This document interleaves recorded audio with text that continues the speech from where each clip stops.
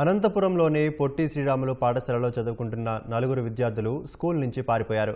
వీరంతా 3వ రోడ్డులోని 2వ నెంబర్ బీసీ హాస్టల్ 2లో ఉంటూ పొట్టి శ్రీరాములు పాఠశాలలో చదువుకుంటున్నారు. గురువారం ఉదయం పాఠశాలకు వెళ్లిన విద్యార్థులు సాయంత్రమైన వసతి గృహానికి రాకపోవడంతో వార్డెన్ మస్తాన్ 3వ పట్టణ పోలీస్ స్టేషన్లో ఫిర్యాదు చేశారు. పాఠశాలకు సక్రమంగా హాజరు కాకపోవడంతో టీసీ ఇచ్చి పంపుతామని ప్రధానోపాధ్యాయులు శ్రీదేవి మందలించారని, ఈ కారణంగానే విద్యార్థులు వెళ్లిపోయి ఉండొచ్చని వార్డెన్ ఫిర్యాదులో పేర్కొన్నారు. నలుగురు విద్యార్థులు పాఠశాల బయటకు వెళ్తున్న దృశ్యాలు సీసీ కెమెరాల్లో రికార్డయ్యాయి. పారిపోయిన నలుగురు విద్యార్థుల్లో ఇద్దరు 10వ తరగతి, ఒకరు 8, మరొకరు 9వ తరగతి చదువుతున్నారు. వార్డెన్ ఫిర్యాదు మేరకు కేసు నమోదు చేసిన పోలీసులు విద్యార్థుల కోసం గాలిస్తున్నారు.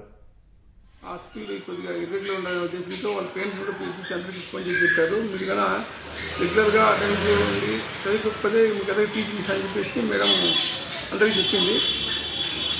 ఆ క్రమంలో వీళ్ళు కొంతమంది పేరెంట్స్ అయితే వచ్చారు. ఇంకా ఇద్దరు పేరెంట్స్ రాకపోయేసరికి మీరు రాకపోయినా కూడా ఖచ్చితంగా మీ టీసీ ఇచ్చి పంపిస్తారని చెప్పి మేడం కొంచెం మందలించడం జరిగింది. సో తర్వాత మేము స్కూల్కి వెళ్ళిన తర్వాత వాళ్ళు ఆ స్కూల్ నుంచినే మధ్యాహ్నం అక్కడ